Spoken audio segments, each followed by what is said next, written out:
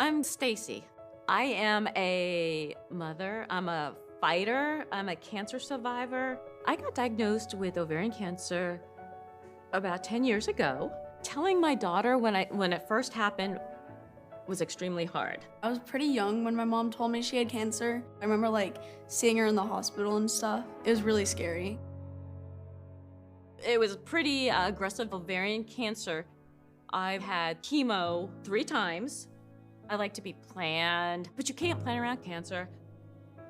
Being on Rubraca for me has been totally amazing. It's a lot less than chemo. It's in pill form. I don't have to go into the office weekly, monthly, whatever the chemo regimen was. With Rubraca, I take it in the morning, I'm out the door to kickbox, I come back and work, I take it before I go to bed.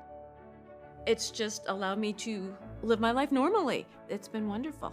Hello. According to the American Cancer Society, ovarian cancer is the 5th biggest cancer killer, and 1 in 108 women who contract this disease will die, and the odds of contracting this disease is 1 in 78. In the US, prostate cancer is the most common cancer, behind only to skin cancer.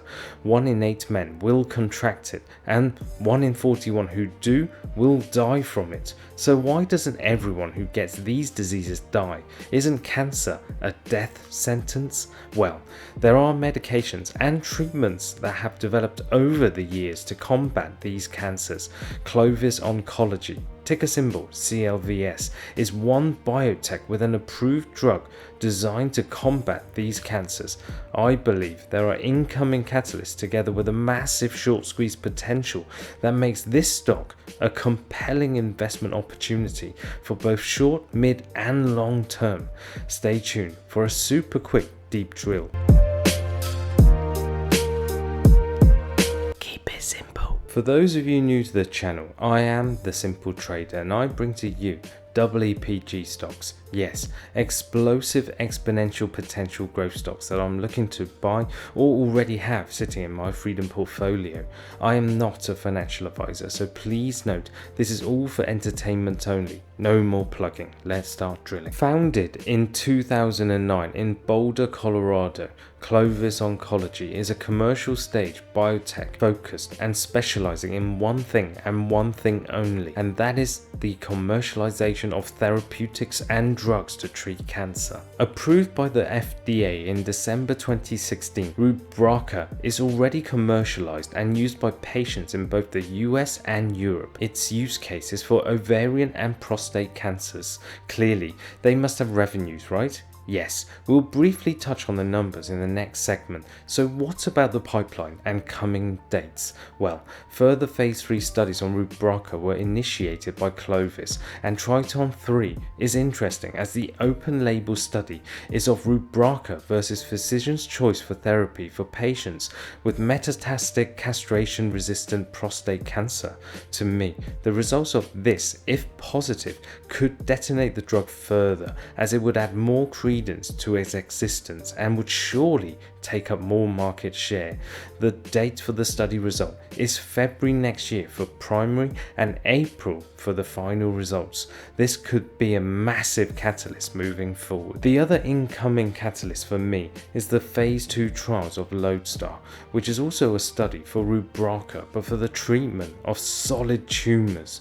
This could be big. The primary completion date is set for November 2021, a mere 5 months away, with completion date of May 2022.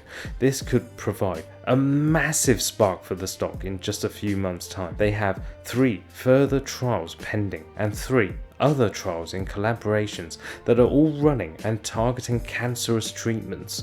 The future of Clovis rests on the success of these drugs, and based on the numbers, the sales could go through the roof in the near future.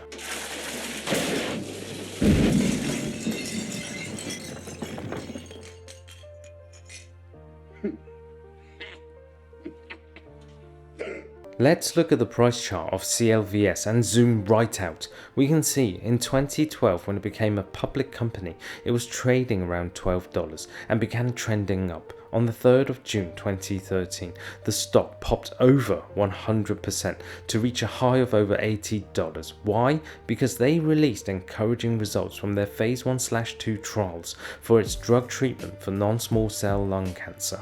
The stock did well for the next couple of years, reaching a high of over $110. But then, on the 16th of November 2015, it crashed a whopping 70% because their lung cancer drug stumbled at the FDA.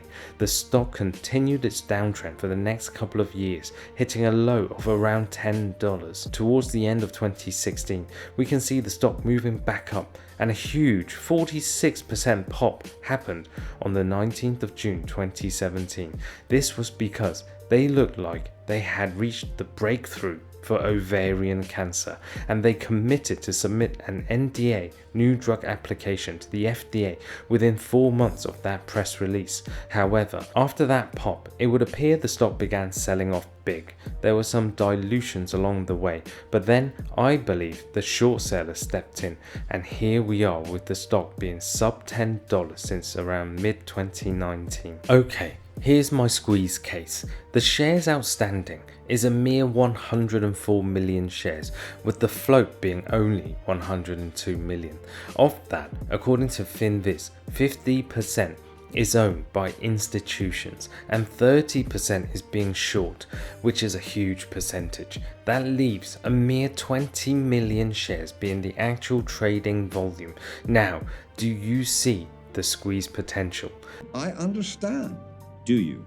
Do you? According to Fintel, the institutional ownership is even higher at 64%. Yes, 64%, which puts the available float even lower. All in. The top 4 institutional owners, unsurprisingly to me, contains State Street, Spider, BlackRock and Vanguard. The numbers don't lie. Numbers are as close as we get to the handwriting of God. And from their first quarter results released in May, I believe they were very positive moving forwards. They had net revenues of $38.1 million for their commercialized Rubraca drug, which although is down year over year, is in a big way due to the COVID-19 situation. So in fact, this is already expected and factored in. Expenses has gone down year over year, and loss per share, check this, has more than halved year over year. They also note they have over $250 million in cash, and this is good enough to fund the company well into 2023. What I think is a huge catalyst moving forwards is the FDA clearance for their IND, investigational new drug application for FAP2286, which has the potential to treat patients with solid tumors. The phase 1 Lumiere study will start this quarter. This could be another potential earth-shattering pop for the company's stock in the future for a long hold. They also confirm they are not far from top-line Athena monotherapy data for advanced ovarian cancer, which is expected within this year, and they go on to say it will be the most important indication for their lead drug Rubraca. To summarize, I try to keep this deep drill as short as possible, so please do your own due diligence if you can see what I can see. I see a huge squeeze play here, and even without a squeeze, midterm catalysts are coming up, and if past performance is anything to go by, there could literally be an explosion in this stock. We all know biotech stocks in the cancer field can go up hundreds if not thousands of percents in a day based on positive data. With high institutional ownership, high short volume, more and more importantly, low share float, and the current price of around $6 close to its all-time low levels, I see the risk reward being so compelling for this stock that I think you really need to take a deeper look into this yourself. And what does your model say that means for us here? Well, that's where it becomes a projection. Thank you for watching, and please note I have taken a small position in CLVS and will continue to average in. So I'm highly bullish on this stock, both short, mid and long term. So please take this deep drill with precaution, and as always, do your own due diligence. If you are interested in other EPG stocks that I have in my Freedom portfolio, please check out my other videos and consider subscribing to my channel so you get the information first. I am the Simple Trader and I try to keep this simple, and will simply see you next time.